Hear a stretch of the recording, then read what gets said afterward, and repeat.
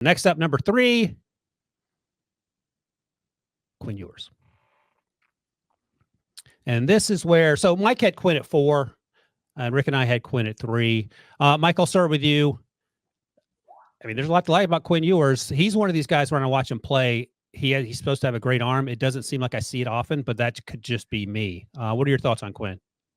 He's streaky. Like I get why you don't see it often because he really layers. Like one of his biggest pluses is his touch and the fact that he will alter his speeds to fit the type of throw.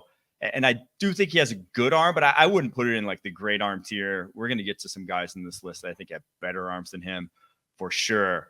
But it's good enough. It's more than good enough. And the fact that he can throw it from a bunch of different platforms, a bunch of different angles is a selling point for him.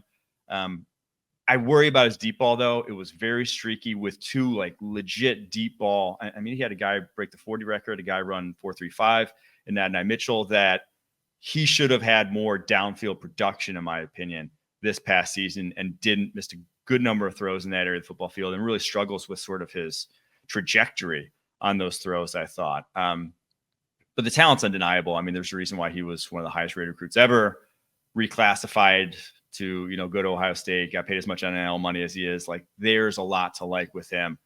I just want to see him get a little more consistent. What do you think, Rick? You had him as your QB3 as well. Yeah, I agree with that. I think he's a rhythm, touch, and timing thrower. If you're watching in the Alabama game, I thought he played lights out in Tuscaloosa under the big lights on the national TV game. I thought he played well in the college football playoffs and versus Washington. Those are the 2 games that really stuck out to me. I think durability is a little bit of concern. The year before, he missed most of the season. I think he puts too much air under the ball on some deep throws, whether it's underthrown, those speed guys that he had at Texas, or he needs to anticipate to get the ball out a little quicker on the deep routes. But I think he can put, when he's in rhythm, I think he's very accurate at the short and intermediate level. I think he can put enough zip on the ball to throw it in tight windows. I think he's a good enough athlete. I don't think he gets enough credit for his ability to make some plays with his legs. Although he's not exceptional, but he's a better athlete, I think people give him credit for. So I thought that this guy, if he can put it all together this year, I thought it was smart for him to come back because he would have been behind the quarterbacks that went in this year's class. But if he can put together a really good year at Texas, that I think that he's going to just take another step forward. If he can play like he did against Alabama and against Washington, he's going to be a first-round talent. Yeah, he dropped 20 pounds coming into last year. He seemed to move a little better, so he is a better athlete than perhaps maybe we thought coming into last year. I thought on the short and intermediate throws, he was really good. He threw with anticipation. He layered the ball well. All those things stuck out. He did have a lot of dudes he was throwing the ball to. Rick, you and I were talking. He's going to have another dude in Isaiah Bond who transferred from Alabama as well, and we'll get to the Isaiah Bond conversation in the coming weeks. But I like him. I think he's a little sneak peek here, and then, Mike, you can give us your comp and your draft range. I think he's outside of the first round right now, but that could certainly change. I mean, last year, Jaden Daniels was not in the first round conversation. All right, Mike, what do you think comp-wise and draft range-wise? I really struggle with comps for him.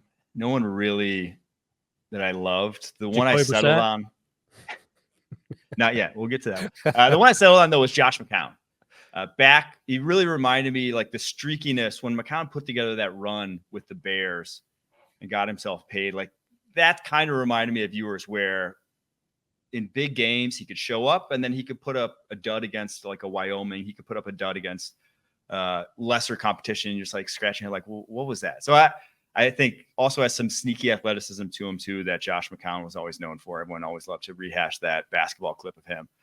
So I think that's how I kind of see Ewers, with obviously probably a little bit more potential. And where do you think he lands on the time draft? Day 2, with obviously, top 10, top 5 sort of potential that he possesses. What do you think, Rick?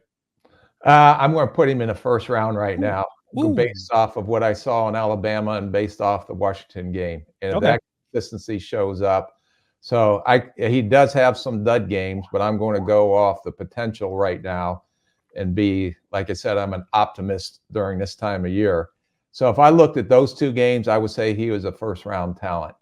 So I'm going to put him right now in the bottom of the first. Who's your comp that you don't think was a first? Oh, round pick? Mike's going to love this one. Bo Nix. Ooh. He reminded me a little bit of Bo Nix because he was more athletic than you thought. Yeah. I thought Bo Nix was accurate, short and intermediate. Yeah. You know, the little stat that Mike threw out was all fluff, not as much substance on the deep ball. There it is. I did see him throw some nice deep balls. Like I said, the sideline throw he made over Kool-Aid McKinstry, I believe it was to A.D. Mitchell, what was a NFL throw where he puts the ball in place for the receivers to go up and get it. But his negative is you can't wait for a Worthy to run 40 yards down the field and then try to throw the ball up because you'll never get the ball to the kid. So I just think the ball needs to come out quicker with a little less air on some of those deep balls. All right, Rick, I'll ask you, and then Mike, you can follow up. Percent chance that we see Arch Manning this year, and not counting injuries, just benching. None. I think they'll go with Quinn Ewers because he gives them the best chance. Now I don't know what kind of spring that Manning had, but I think Manning will sit one more year. Okay. If he wasn't going to be sitting, I think Quinn would have jumped in the transfer portal. What do you think, Mike? Yeah, I think it's a 0% chance of benching, but given the history, like he might get hurt. Like, fair enough. All right, my comp, A+ comp, Brock Purdy. What's wrong with that comp? That comp is. He has a stronger arm than Brock coming out of Iowa State. Yes, but as Mike talked about, and I sort of Are you comparing him coming out of Iowa State? Junior year Brock Purdy, then, if that makes you feel better. It doesn't. All right, you're back. It was fun while it lasted. The medication's worn off. Rick is back.